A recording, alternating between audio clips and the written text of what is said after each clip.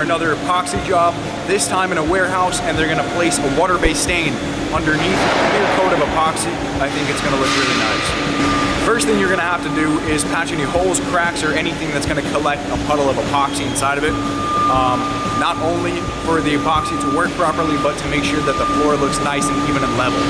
Next, you're gonna have to grind the floor down to make sure it's nice and level so that the high points are lowered out, and just to prime the concrete so it's gonna be able to take in that epoxy and remove any residual dirt and muck that's on the concrete right now.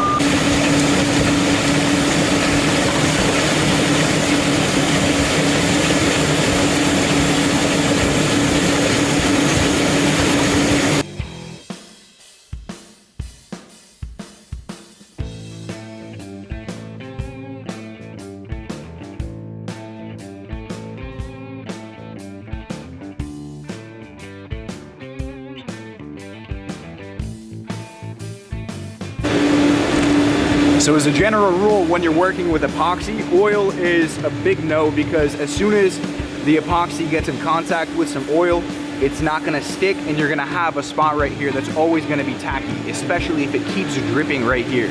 And that's the case we have, because right above it, we're working in a warehouse, there's a big old crane, and there's nowhere that we can move the thing that it's not gonna be dripping on the spot that we're working.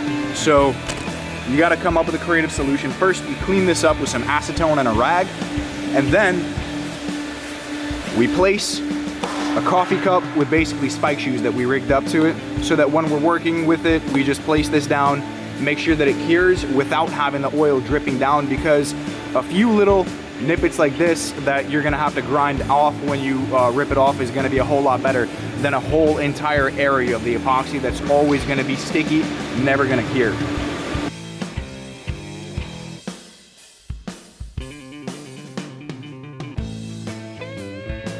Once you're done grinding, you sweep all that concrete dust up, or the most of it. You vacuum up.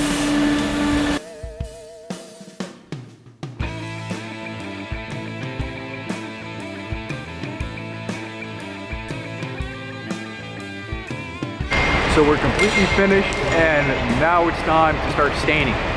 The stain we're going to be using is Eco Stain, and it's a 3-to-1 ratio of Eco Stain to water, so you have to dilute it. If you don't want to dilute it, if you want it to be a little bit darker, you don't have to, but you're going to get less of a coverage for it. You put it inside of a pump sprayer and you just spray it on. So when you're going around walls with the sprayer, you place a little piece of cardboard on it so it doesn't get dripped onto the wall.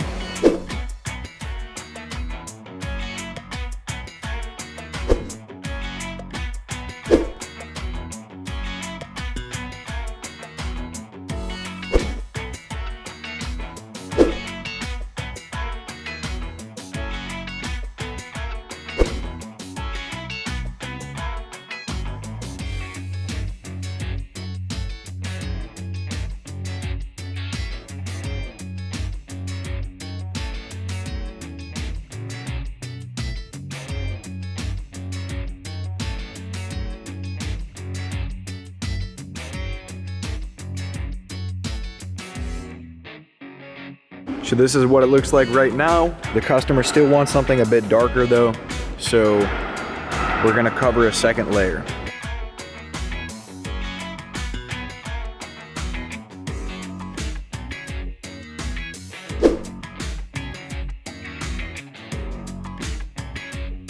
So GU100 is our 100% solids epoxy. You mix it at a 2 parts A to 1 part B ratio. You mix it for 3 minutes, and then you're good to start rolling it onto the floor. I'm gonna put the coverage for the material on your screen right now.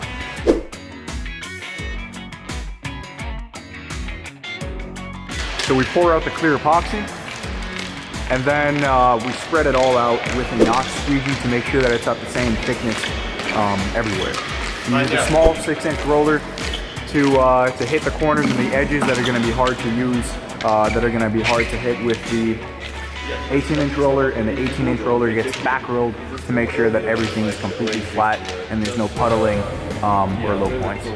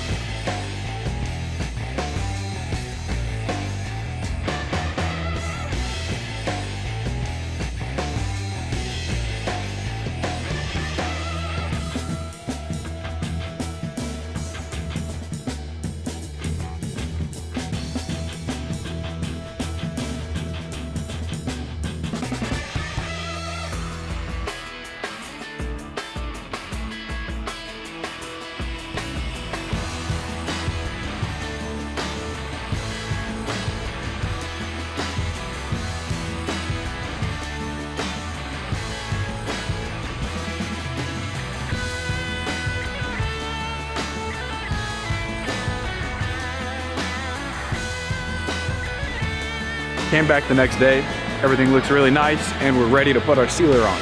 For that, we're gonna have to start sanding down the floor. And since it's such a big area, one person goes, starts sanding, and then the person behind him follows with a vacuum cleaner, because you really don't want any of that dust or debris getting mixed in with the sealer, because it's not gonna be as strong and it might not even bond to the epoxy.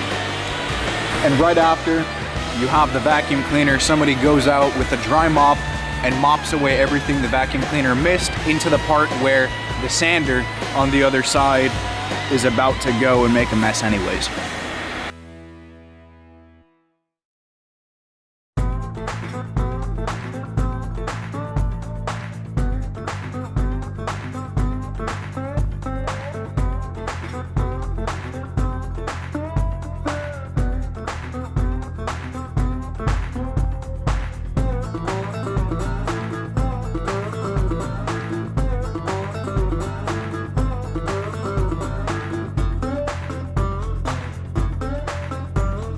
Now that it's all sanded, vacuumed, mopped, we're gonna start mixing up our sealer, and we're using GU30, which is a high-solid polyurethane, and it has a non-slip agent inside of it. The thing about the GU30 with the non-slip agent is that it's not gonna be completely glossy, it's gonna be a little bit matte, and that's because of the non-slip agent. Glossy floors are really slippery, and they're good for doing epoxy work inside of a house, in someone's basement, but when you're working in a warehouse, that's going to be a safety hazard, because if any water or oil, especially from those cranes, falls down, that's a really big hazard. So you really need that non-slip additive. While we're mixing it, we start pouring in the part C, which is the powder, the non-slip additive, and then we're going to add our part A, which is going to put the entire thing into a chemical reaction.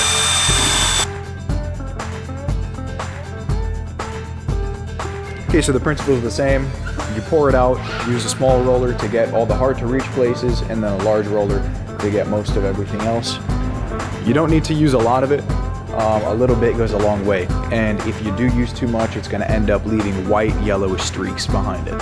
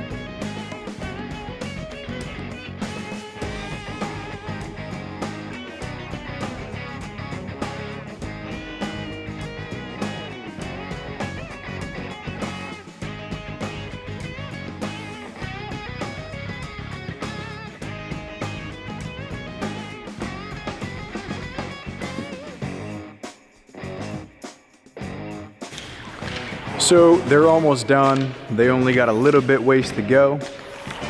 This is what it looks like, and it's perfect for an industrial setting like this because one, it's really strong. Two, there's no slipping. And about the really strong thing is that one time they put GU30 on a floor and then the customer didn't like it, and so they had to grind away with diamond blades instead of just a regular sander because this stuff won't come off.